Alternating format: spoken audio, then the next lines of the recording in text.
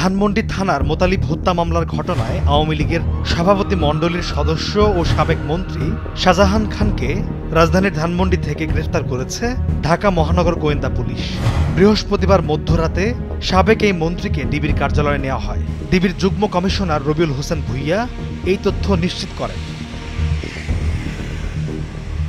মাদারীপুর ২ আসন থেকে টানা অষ্টমবার সংসদ সদস্য হিসেবে নির্বাচিত হন শাহজাহান খান। ছাত্র জীবনে করতেন ছাত্রলীগ।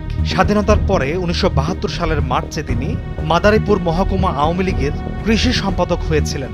তবে ওই বছরেরই অক্টোবরে তিনি আওয়ামী লীগ থেকে পদত্যাগ করে জাতীয় সমাজতান্ত্রিক দল জাসদের কেন্দ্রীয় কমিটির সদস্য হন।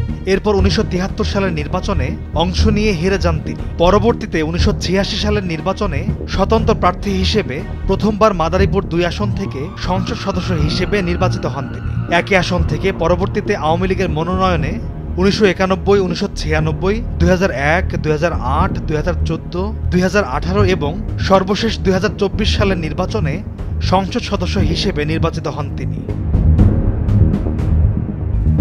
২০০৯ সালে শাহজাহান খানকে প্রথম নৌপরিবহন মন্ত্রীর দায়িত্ব দেয় আওয়ামী লীগ সরকার।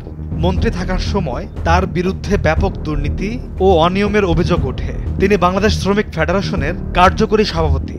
সবশেষ দ্বাদশ জাতীয় সংসদ নির্বাচনে মাদারীপুর ২ আসন থেকে টানা অষ্টমবারের মতো নৌকা প্রতীক নিয়ে সংসদ সদস্য হিসেবে নির্বাচিত হন শাহজাহান খান।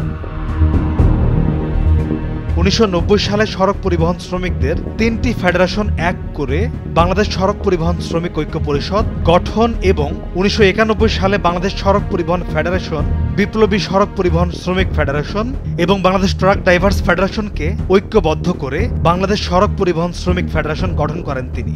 এখনও তিনি এটার কার্যকরী সভাপতি। এরপর তিনি হাত বাড়ান পোশাক শ্রমিক সংগঠনগুলোর দিকে। ২০১৩ সালে ৫২টি গার্মেন্টস শ্রমিক ফেডারেশনের সমন্বয় গঠন করা হয় গার্মেন্টস শ্রমিক সমন্বয় পরিষদ। এরও প্রধান তিনি।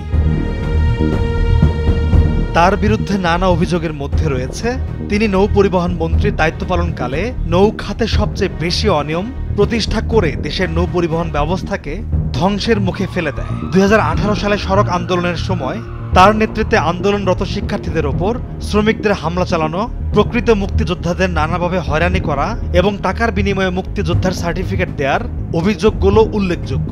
এমনকি তার নির্দেশে দেশের বিভিন্ন স্থানের শ্রমিকরা বৈষম্য বিরোধী ছাত্র আন্দোলনে শিক্ষার্থীদের ওপর হামলা চালিয়েছে বলে স্পষ্ট অভিযোগ রয়েছে।